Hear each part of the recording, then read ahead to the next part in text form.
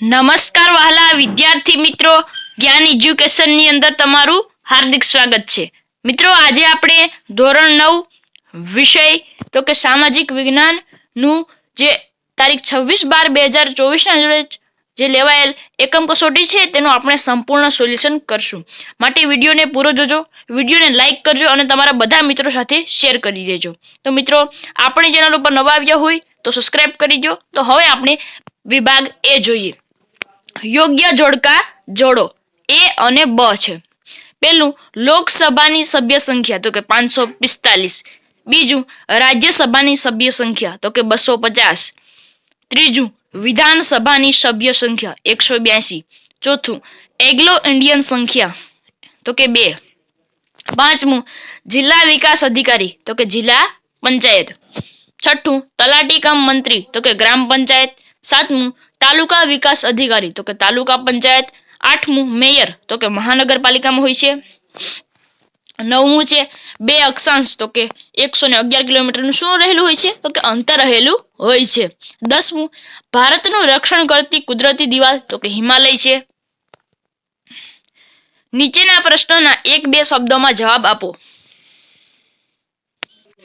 પહેલું, સુભાષચંદ્ર બોઝે क्या क्या सूत्रों आप्या हता?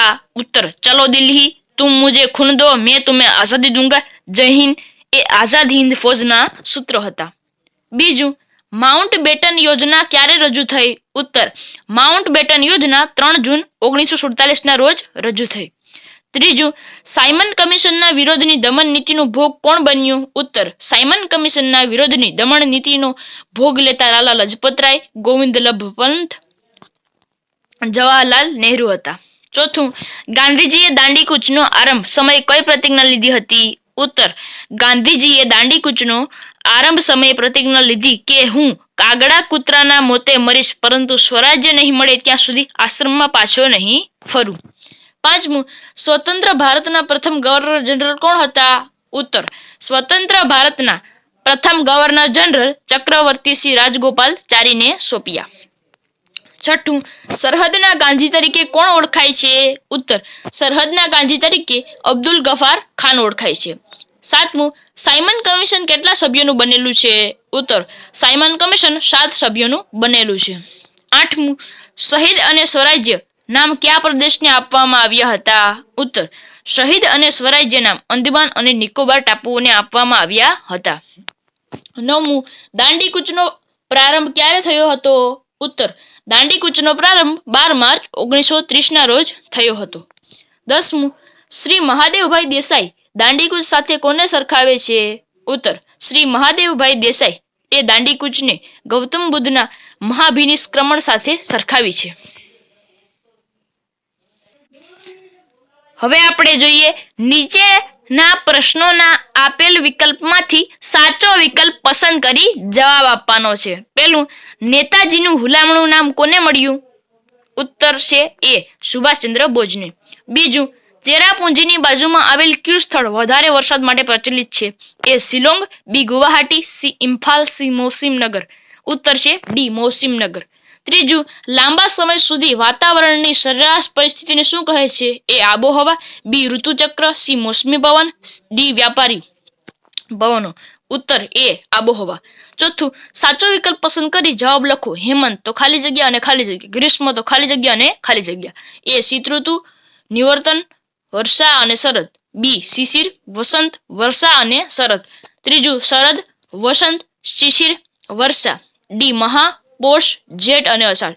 આપણો ઉત્તર બનશે ઓપ્શન નંબર બી, શિશિર, વસંત અને વર્ષા અને શરદ।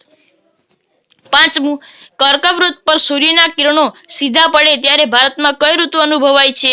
એ શીત ઋતુ, બી ઉષ્ણ ઋતુ, સી વર્ષા ઋતુ અને ડી છે નિવર્તન ઋતુ। ઓપ્શન નંબર બી, ઉષ્ણ ઋતુ અનુભવાય છે। બીજું, નીચે આપેલી ખાલી જગ્યામાંથી સાચો વિકલ્પ પસંદ કરી ખાલી જગ્યા પૂરવાની છે। પહેલું, ઈસવીસન 1920 થી 1947 ના સમયગાળાને ખાલી જગ્યાનો યુગ ગણવામાં આવે છે તો કે ગાંધી યુગના આંદોલનનો। બીજું, સુભાષચંદ્ર બોઝની માતાનું નામ ખાલી જગ્યા હતું તો કે પાર્વતી દેવી। ત્રીજું, INA નું પૂરું નામ ખાલી જગ્યા છે ઇન્ડિયન નેશનલ આર્મી। ચોથું, હિન્દ સ્વાતંત્ર્ય ખાલી જગ્યામાં ધારો પસાર થયો હતો તો કે 1947 જુલાઈ. પાંચમું, સાયમન કમિશનના વિરોધ કરતા લાઠીચાર્જથી ખાલી જગ્યાનું મૃત્યુ થયું હતું તો કે લાલાભાઈ લજપતરાય. હવે આપણે વિભાગ બી જોઈએ. નીચે આપેલા કોઈ પણ 3 પ્રશ્નોના આશરે 15 થી 35 શબ્દોમાં જવાબ આપવાના છે. જોઈએ આપણે. પેલું, ભારતના લોકોએ સાયમન કમિશનનો વિરોધ શા માટે કર્યો? ઉત્તર, 7 સભ્યોના બનેલા સાયમન કમિશનના બધા જ સભ્યો અંગ્રેજો હતા. તેમાં એક પણ ભારતીયને સ્થાન આપવામાં આવ્યું ન હતું. ભારતના લોકોએ સાયમન કમિશનનો વિરોધ કર્યો.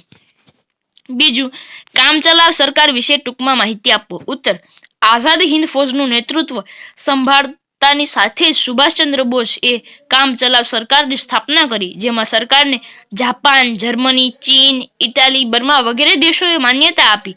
આ સરકારે હિન્દી ભાષાને રાષ્ટ્રીય ધ્વજ તરીકે ત્રિરંગો આપ્યો. ત્રીજું, સ્વતંત્રતા પછી ભારત માટે કઈ કઈ સમસ્યાઓ ઉદ્ભવી? ઉત્તર, સ્વતંત્રતા પછી આ સમસ્યાઓ ઉદ્ભવી. પહેલું, લશ્કરોની વ્યવસ્થા. બીજું, મિલકતોને લગતા પ્રશ્નો. ત્રીજું, લેણા અને દેવાનો હિસાબ. ચોથું, નિરાશ્રિતોની સમસ્યા. પાંચમું, જાહેર સેવાઓ. ચોથું, પૂર્ણ સ્વરાજ્યની માંગણી વિશે ટૂંકમાં લખો. ઉત્તર, બ્રિટિશ સરકારે નહેરુ કમિટીના અહેવાલની ભલામણ અસ્વીકારી. આ સમયે હિન્દી રાષ્ટ્રીય મહાસભામાં જવાહરલાલ નહેરુ અને સુભાષચંદ્ર બોઝ જેવા યુવા નેતાઓ સક્રિય હતા. નેતાઓ પૂર્ણ સ્વરાજ્યના હિમાયતી હતા, તેથી તેમને સાંસ્થાનિક સ્વરાજ્યથી સંતોષ નહોતો. પરિણામે લાહોરમાં રાવી નદીના કિનારે જવાહરલાલ નહેરુના પ્રમુખ પદે ભરાયેલા હિન્દી રાષ્ટ્રીય મહાસભાના અધિવેશનમાં પૂર્ણ સ્વરાજ્યની માંગણીનો ઐતિહાસિક ઠરાવ પસાર કરવામાં આવ્યો હતો. પાંચમું, નહેરુ અહેવાલમાં કઈ બાબતનો સમાવેશ કરવામાં આવ્યો હતો? ઉત્તર, નહેરુ અહેવાલમાં સાંસ્થાનિક સ્વરાજ્ય, સ્વતંત્ર ન્યાયતંત્ર, મૂળભૂત અધિકારો, પુખ્તવય મતાધિકારો વગેરે બાબતનો સમાવેશ કરવામાં આવ્યો હતો. છઠ્ઠું, દાંડીકૂચ દરમિયાન કયા કયા રચનાત્મક કાર્યો થયા હતા? ઉત્તર, દાંડીકૂચ દરમિયાન વિદેશી કાપડનો બહિષ્કાર, દારૂબંધી, હિન્દુ મુસ્લિમ એકતા, અસ્પૃશ્યતા નિવારણ વગેરે જેવા રચનાત્મક કાર્યોનું આયોજન કરવામાં આવ્યું હતું. સાતમું, હિન્દ છોડો ચળવળના બ્રિટિશ સરકારનો વિરોધ કઈ રીતે થયો? તો કે ઉત્તર, દેશમાં ચારે તરફ લોકોના ક્રોધ સરકાર સામે ભભૂકી ઉઠ્યો. શાંત દેખાવની સામે સરકાર દમન નીતિ અપનાવતા શહેરો તથા ગામડાઓમાં લોકોના ટોળાએ તાર, ટેલિફોન, રેલવે લાઇનો, સરકારી મકાનો, પોસ્ટ ઓફિસો, પોલીસ સ્ટેશન વગેરે કર્મચારીઓ, પુલો, રસ્તાઓ વગેરે તોડી નાખવાના, મિલકતને લૂંટવાના અને આગ લગાડવાના બનાવો મોટા પ્રમાણમાં બન્યા. વગેરે તોડી નાખવામાં, મિલકતને લૂંટવાના અને આગ લગાડવાના બનાવો મોટા પ્રમાણમાં બન્યા હતા. આઠમું, ગોળમેજી પરિષદની નિષ્ફળતાના કારણો જણાવો. ઉત્તર, ગોળમેજી પરિષદમાં બ્રિટિશ સરકારે નવેમ્બર 1930માં યોજેલી પહેલી ગોળમેજી પરિષદમાં કોંગ્રેસ મહાસભાના પ્રતિનિધિત્વ ગેરહાજર રહ્યા હતા. નવમું, હિન્દી સ્વાતંત્ર્ય ધારો કોણે અને ક્યારે પસાર કર્યો? ઉત્તર, હિન્દ સ્વાતંત્ર્ય ધારો જુલાઈ 1947માં માઉન્ટ બેટને પસાર કર્યો. 10મું, ઇન્ડિયન ઇન્ડિપેન્ડન્સ લીગ વિશે માહિતી આપો. ઉત્તર, અંગ્રેજોની કડક સુરક્ષા ભેદવીને સુભાષચંદ્ર બોઝ એક સબમરીન દ્વારા જાપાન પહોંચ્યા. આ એક જબ્બર સાહસ હતું. ત્યાં રાસબિહારી બોઝે હિન્દુ મુક્તિની ફોજ ઇન્ડિયન ઇન્ડિપેન્ડન્સ લીગની સર્વોચ્ચ નેતાગીરી સુભાષચંદ્રને બોઝને સંભાળી લેવાનું આમંત્રણ આપ્યું. આ ફોજ માત્ર હિન્દી સૈનિકોની અને હિન્દી અધિકારીઓની જ ભારતની મુક્તિ માટે જ લડશે તેમ નક્કી થયેલ. તેમાં જાપાન અને અગ્નિ એશિયાની મદદ મળી હતી. 11મું, સુભાષચંદ્ર બોઝે અંદમાન અને નિકોબાર ટાપુઓને ક્યાં નામ આપ્યા? ઉત્તર, સુભાષચંદ્ર બોઝે અંદમાન અને નિકોબાર ટાપુઓને શહીદ અને સ્વરાજ્ય નામ આપ્યા. 12મું, નીચેના સૂત્ર કોણ બોલે છે તે જણાવો. પેલું છે ચલો દિલ્હી, તો કે સુભાષચંદ્ર બોઝ બોલે છે. બીજું છે હું બ્રિટિશ સામ્રાજ્ય રૂપી ઇમારતના પાયામાં લૂણો લગાડું છું. ઉત્તર, ગાંધીજી. 13મું, અમેરિકાએ જાપાનના કેટલા અને કયા કયા શહેરો પર બોમ્બ ફેંક્યા? અમેરિકાએ જાપાનના 2 શહેરો પર અણુ બોમ્બ ફેંક્યા. પહેલું છે હિરોશિમા અને બીજું છે નાગાસાકી. 14મું સુભાષચંદ્ર બોઝનો જીવન પરિચય આપો. ઉત્તર સુભાષચંદ્ર બોઝનો જન્મ 23 જાન્યુઆરી 1897માં ઓડિશાના કટક શહેરમાં થયો હતો. કોલકાતાની પ્રેસિડેન્સી કોલેજમાં અભ્યાસ પૂરો કરી વધુ અભ્યાસ માટે તેઓ ઇંગ્લેન્ડ ગયા હતા. તેમણે ICSની પદવી મેળવી હતી. 18 ઓગસ્ટ 1945ના રોજ સુભાષચંદ્ર બોઝનું વિમાનમાં આગ લાગતા અકસ્માતમાં અવસાન થયું હતું. 15મું માઉન્ટ બેટનની યોજના વિશે જણાવો. ઉત્તર વાઇસરોય માઉન્ટ બેટનના મતે હિંદના ભાગલા કરવા સિવાય કોઈ ઉપાય હવે બાકી બચતો ન હતો. સરદાર પટેલ જેવા કેટલાક વાસ્તવદર્શી નેતાઓએ પણ માઉન્ટ બેટનની વાત સ્વીકારી લેવા આગ્રહ કર્યો. માટે આ યોજનાને માઉન્ટ બેટન યોજના કહેવામાં આવે છે. તો મિત્રો હવે આપણે વિભાગ C જોઈએ. નીચે આપેલા પ્રશ્નોના 60 થી 80 શબ્દોમાં મુદ્દાસર જવાબ આપો. પહેલું છે વ્યાપારી પવનો વિશે સમજ આપો. ઉત્તર પૃથ્વીના બંને ગોળાર્ધમાં આયનવૃત્તીય ગુરુ ભારપટ તરફથી વિષુવવૃત્તીય લઘુ ભારપટ તરફ વાતા 12માસી પવનોને વ્યાપારી પવનો કહે છે. આ પવનો પૃથ્વીની પરિભ્રમણ ગતિને લીધે થોડા મરડાઈને વિષુવવૃત્ત પર વાય છે. આપનો લગભગ નિયમિત અને એકધારી ગતિથી વાય છે. તેથી તે પહેલાના સમયમાં દરિયાઈ માર્ગે પવન શક્તિથી ચાલતા જહાજો દ્વારા થતા વેપાર પર લાભદાયક અસર કરતા ત્યારથી તે ભારતમાં વ્યાપારી પવનો તરીકે ઓળખાય છે. બીજું ભારતનું ઋતુચક્ર વિશે ટૂંક નોંધ લખો. ઉત્તર ભારતમાં લગભગ 2 મહિનાના સમયગાળા દરમિયાન હવામાન એક સરખું જ રહે છે. આ સમયગાળાને ઋતુ કહેવામાં આવે છે. ભારતમાં પરંપરાગત રીતે 6 ઋતુઓ હોય છે: હેમંત, શિશિર, વસંત, વર્ષા અને શરદ.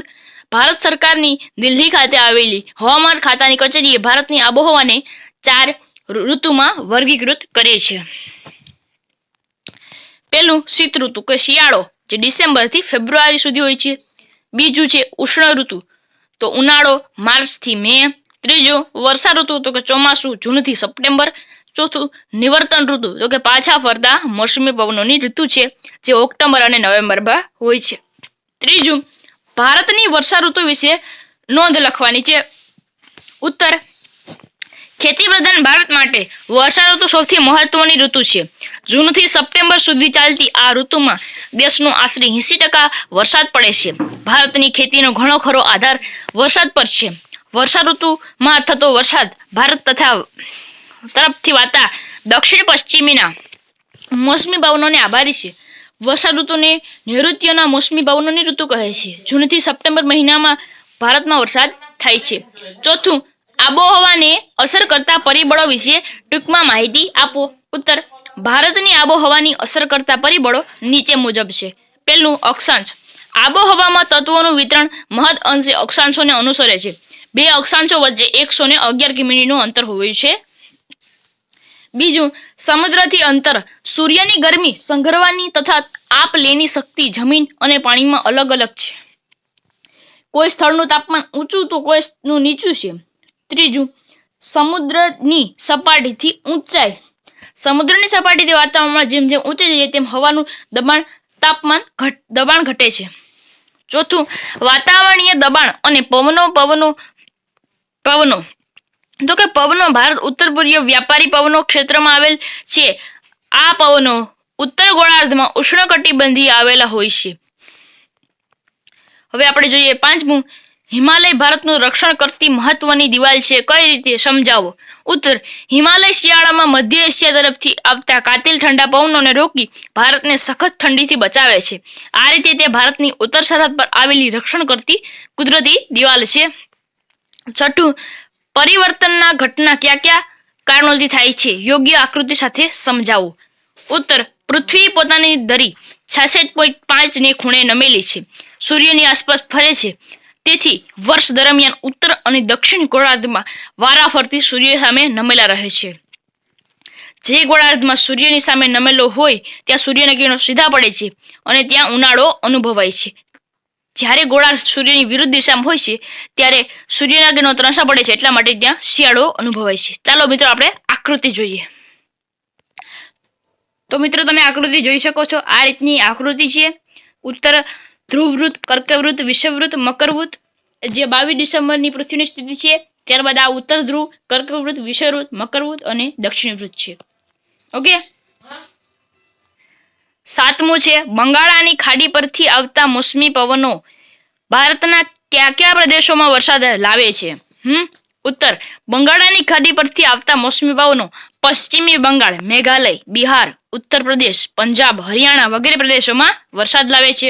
આઠમું, ભારતીય હવામાન વિભાગ વિશે માહિતી આપો. ઉત્તર, ભારતીય હવામાન વિભાગની કચેરી દેશના હવામાન અંગેના સમાચાર રેડિયો, ટેલિવિઝન, વર્તમાનપત્રો દ્વારા બહાર પાડે છે. તેની સ્થાપના ઈસવીસન 1875માં કોલકાતામાં કરવામાં આવેલ છે. તેની મુખ્ય કચેરી 1905માં પુણેમાં અને હવે નવી દિલ્હીમાં ખસેડવામાં આવેલ છે.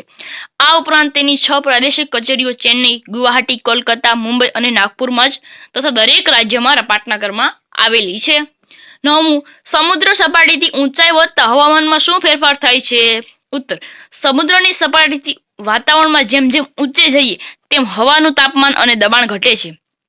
સામાન્ય રીતે 165 મીટરે 1 સેલ્સિયસ જેટલું તાપમાન ઘટે છે. હવાનું દરેક સ્તર તેની નીચેના સ્તર પર દબાણ કરે છે. ઊંચાઈ પર હવાના સ્થળો ઓછા અને પાતળા હોવાથી જેમ જેમ ઊંચાઈ પર જઈએ તેમ હવાનું દબાણ ઘટે છે. આથી જ ઊંચા પહાડી પ્રદેશોમાં ઉનાળામાં પણ ઠંડકવાળી આબોહવા રહે છે. 10મું, આબોહવાની માનવ જીવન પર થતી અસરો જણાવો.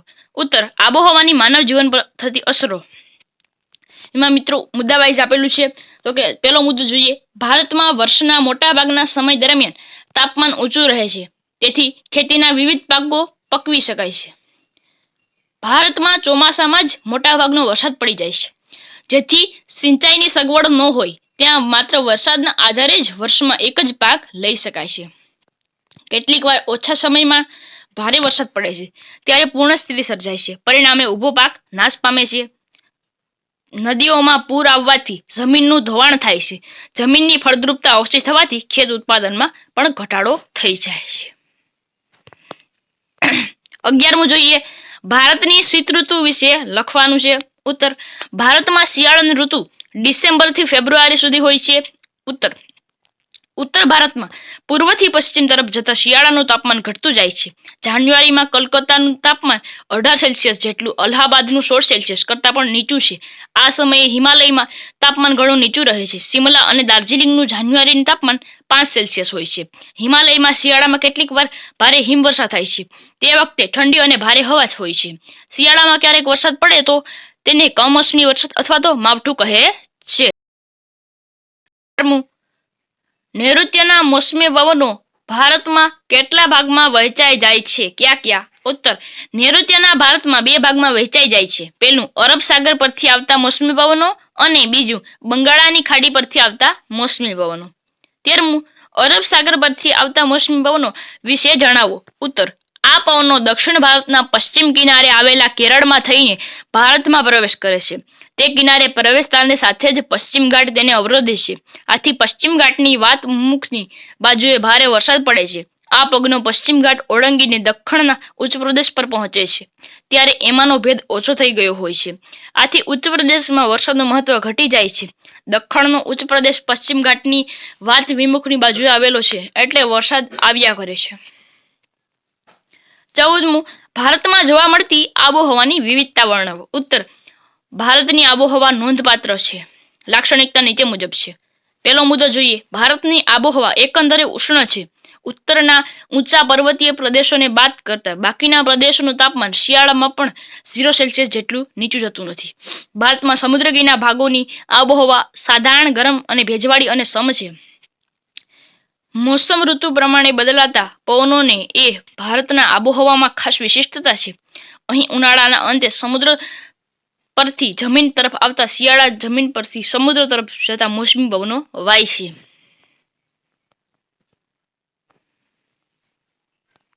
હવે આપણે વિભાગ ડી જોઈએ. નીચે આપેલા પ્રશ્નોના 120 થી 180 શબ્દોમાં જવાબ આપો. પહેલું, રાજ્યસભામાં આવેલી ધારાસભા વિશે વિસ્તૃત માહિતી આપો. ઉત્તર, આપણા દેશમાં કેટલાક રાજ્યોમાં ધારાસભા એક ગૃહિણી છે તો કેટલાક રાજ્યમાં દ્વિગૃહી છે. રાજ્યની ધારાસભાનું નીચલું ગૃહ વિધાનસભા અને ઉપલું ગૃહ વિધાન પરિષદ છે. પહેલો મુદ્દો જોઈએ, વિધાનસભાની રચના. તો કે વિધાનસભાની રચના પ્રત્યક્ષ ચૂંટણી દ્વારા થાય છે. વિધાનસભાની બેઠકો રાજ્યની વસ્તીના ધોરણે ફાળવવામાં આવે છે. બીજો મુદ્દો, 25 વર્ષ કે તેથી વધુ ઉંમરનો ધરાવતો વ્યક્તિ વિધાનસભાની ચૂંટણીમાં ઉમેદવારી નોંધાવી શકે છે. વિધાનસભાની મુદત 5 વર્ષની હોય છે. વિધાન પરિષદની રચના વિધાન પરિષદ કાયમી ગૃહ છે, પરંતુ દર 2 વર્ષને અંતે તેના સભ્યોની કુલ સભ્યના 1/3 ભાગના સભ્યો નિવૃત્ત થાય છે. બીજું, લોકસભાના સંસદ સભ્યની લાયકાત જણાવો. ઉત્તર, ભારતીય સંસદના સભ્યો માટે લાયકાત. પહેલું, એ ભારતનું નાગરિક હોવો જોઈએ. બીજું, તેની ઉંમર 25 વર્ષ કરતા ઓછી ન હોવી જોઈએ. ત્રીજું, તે સંઘ સરકાર કે રાજ્ય સરકારનો પગાર નોકર ન હોવો જોઈએ. ચોથું, તે માનસિક રીતે અસ્થિર તેમજ નાદાર ન હોવો જોઈએ. પાંચમું, તે અદાલત દ્વારા ગુનેગાર પુરવઠા થયેલો ન હોવો જોઈએ. ત્રીજું, રાષ્ટ્રપતિની લાયકાત અને કાર્યસત્તા વિશે જણાવો. લાયકાત. પહેલું, તે ભારતનો નાગરિક હોવો જોઈએ. બીજું, તેની ઉંમર 35 વર્ષ કરતા ઓછી ન હોવી જોઈએ. ત્રીજું, તે લોકસભાના સભ્ય થવાની લાયકાત ધરાવતા હોવા જોઈએ. ચોથું, તે સરકારનો પગાર કર્મચારી ન હોવો જોઈએ. તેની આપણે સત્તા જોઈએ તો કે રાષ્ટ્રપ્રમુખ ત્રણેય સંરક્ષણના દળનો વડો છે. તે યુદ્ધ બંધ કરવાની કે સંધિ સત્તા ધરાવે છે. તે ધારાકીય સત્તાઓ ધરાવે છે. આંતરિક કે બાહ્ય યુદ્ધમાં તે કટોકટી જાહેર કરી શકે છે. અહીં નીચે આપેલા રેખાંકિત નકશામાં ભારતની વિધાન પરિષદની રાજ્યોની સંજ્ઞા દર્શાવવાની છે. ચાલો જોઈએ આપણે. મિત્રો, અહીં નકશામાં જોઈ શકો છો ઉત્તર પ્રદેશ, બિહાર, મહારાષ્ટ્ર, કર્ણાટક અને તમિલનાડુ આપેલા છે. નીચેના રાષ્ટ્રીય અને રાજકીય વડાની ઓળખી તેમનું નામ અને પદ લખવાનું છે. અહીં નામ છે દ્રૌપદી મુર્મુ, પદ છે ભારતના રાષ્ટ્રપતિ. બીજું નામ છે નરેન્દ્રભાઈ મોદી, એનું પદ છે ભારતના વડાપ્રધાન. હવે આપણે ત્રીજું જોઈએ. નામ છે આચાર્ય દેવવ્રત, પદ છે ગુજરાતના રાજ્યપાલ. ત્યારબાદ છે નામ છે ભૂપેન્દ્રભાઈ પટેલ, પદ છે ગુજરાતના મુખ્યમંત્રી. જો મિત્રો આપણો વિડીયો સારો લાગ્યો હોય તો આપણી ચેનલને સબસ્ક્રાઇબ કરી દો. ફરી મળીશું એક નવા વિડીયો સાથે. ત્યાં સુધી બાય બાય.